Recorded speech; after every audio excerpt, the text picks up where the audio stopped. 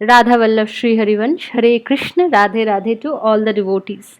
तो खराब पराठे, आसपास से बजता हुआ लाउड मोबाइल का साउंड और खिड़की से दिखता हुआ खूबसूरत रास्ता, इन सारी चीज़ों को एक्सपीरियंस करते हुए मैं जा रही थी वृंदावन। और जैसे ही मैं मथुरा स्टेशन पहुंची, बहुत ज़ोरों की बारिश आ गई। उसी बारिश में बहुत मुश्किलों से बार्गिन करके मैंने पकड़ी एक ई रिक्शा, जिसने प्रेम मंदिर तक जाने के लिए 50 रुपये लिए। एक्चुअली मैं प्रेम मंदिर तक भी नहीं गई थी, क्योंकि मेरा स्टे उससे पहले ही था। और हाँ, ये मैं पहुंच गई हूँ अपने डॉर्मेटरी में, और ये है मेरे अगले कुछ दिनों का घर। तो डॉर्मेटरी में अपना सामान वगैरह रख के और फ्रेश होने के बाद मैं चली थोड़ी सी पेट पूजा करने, क्योंकि सुबह से मैंने बस एक बासी पराठे के अलावा और कुछ नहीं पाया है। तो सामने ही मुझे दिखती है खिचड़ी प्रसाद बंटते हुए, और गुरुदेव ने जैसा बोला है कि कहीं भी अगर आप दान का खा रहे हो तो ज़रूर अपने सामर्थ्य के अनुसार वहाँ पे अपनी तरफ से कुछ पैसे दे आना। तो उसी प्रक्रिया का फॉलो करते हुए मैंने पहले यहाँ से खिचड़ी प्रसाद पाया, और उसके बाद रास्ते पे खीरे बिक रहे थे तो मैंने थोड़ा सा वो भी खा लिया।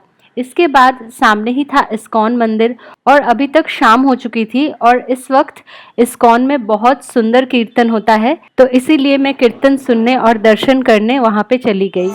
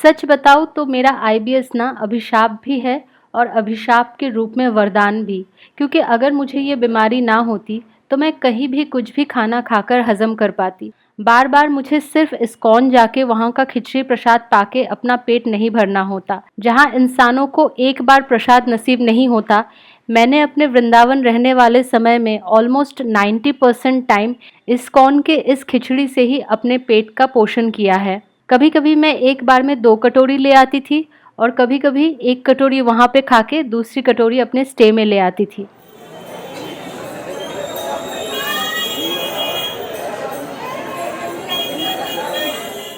तो जब भी मैं बांके बिहारी मंदिर जाती हूँ ना, पता नहीं बिहारी जी ऐसी कौन सी लीलाएं रचते हैं कि हर बार ऐसा होता है, भले मैं कितने लोगों से पूछ लूँ और पता कर लूँ कि अच्छा इसी तरफ एंट्री का गेट है, हर बार मैं रास्ता भटक के ना मंदिर का परिक्रमा लगा लेती हूँ एटलीस्ट एक बार, उसके बाद मुझे गेट मिलता है। और लास्ट टाइम तो ऐसा हुआ कि मैंने उनके लिए कोई प्रसादी नहीं ली थी। जब तक मैंने प्रसादी नहीं ली थी तब तक मुझे गेट नहीं मिला। जैसे ही मैंने वो पेड़े लिए फिर मुझे उनके मंदिर के प्रवेश का गेट मिला। और इस बार जब मैं दर्शन के लिए गई, एक तो बहुत ज़्यादा रात हो चुकी थी, अंधेरी गलियाँ थी, ऊपर से कुंज की गलियाँ ऐसी कि कोई भी इंसान उसमें खो जाए।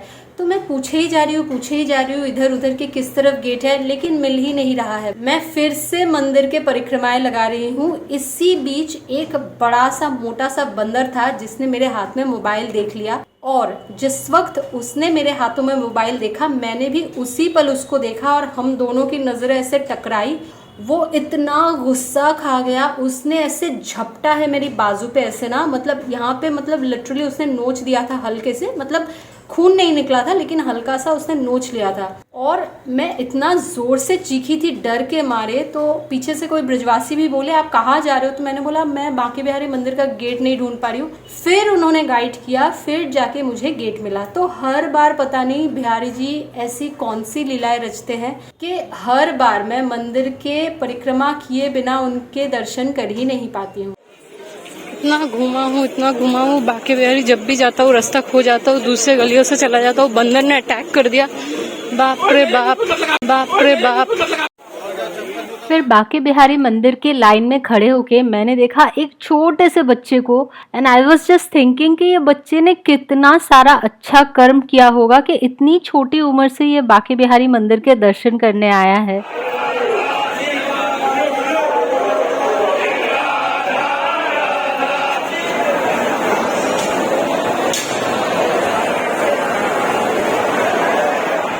जब मैं बिहारी जी के दर्शन करके राधा वल्लभ जी के मंदिर की तरफ जा रही थी, तब इतना ज़्यादा लेट हो गया था मुझे कि मुझे एक बार के लिए तो लगा कि शायद मंदिर बंद हो गया होगा। लेकिन बहुत सारे लोग ऐसे बोलते हैं ना कि नहीं नहीं जाओ, अभी भी खुला है, जल्दी से जाओ, भाग के जाओ। तो मैं भागी भागी गई, और जैसे ही मैं जा रही हूँ मेरे सामने से ना एक बहुत बूढ़ी अम्मा जा रही है मंदिर के अंदर। तो मुझे लगा कि शायद मंदिर का गेट अभी तक खुला हुआ है। जैसे ही मैं मंदिर के अंदर गई, मुझे पता चला कि अभी अभी बस कुछ देर पहले ही दर्शन बंद हो गए हैं। तो लिटरली मुझे ये एहसास हो गया कि लोग क्यों कहते हैं कि राधा वल्लभ दर्शन दुर्लभ।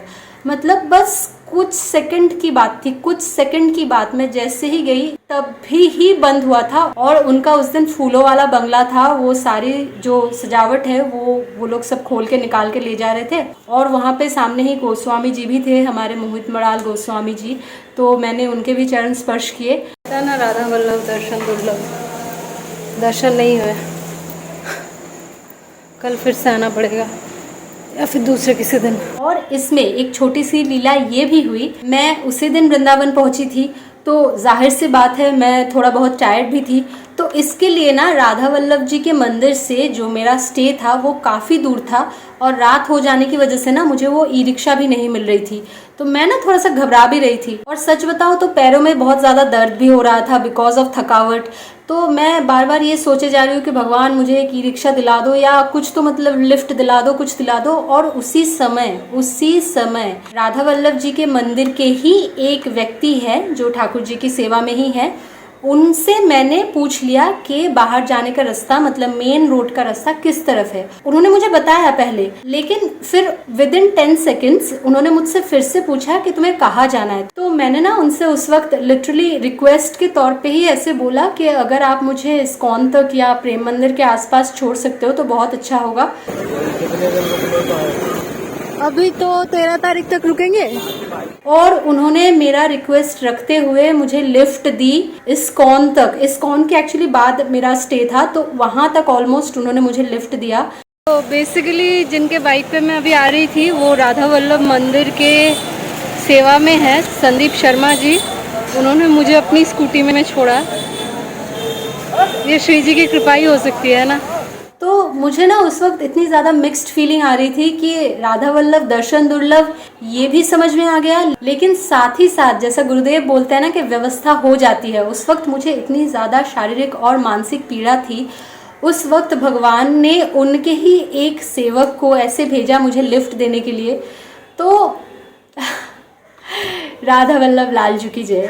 इसके बाद मैं स्टे में वापस आ गई। मैंने थोड़ा सा सत्तू पिया और उसके बाद नाम जाप करके मैंने रेस्ट करने का फ़ैसला लिया, क्योंकि कल हमारा दूसरा दिन है वृंदावन में। राधा वल्लभ श्री हरिवंश। हरे कृष्ण, राधे राधे।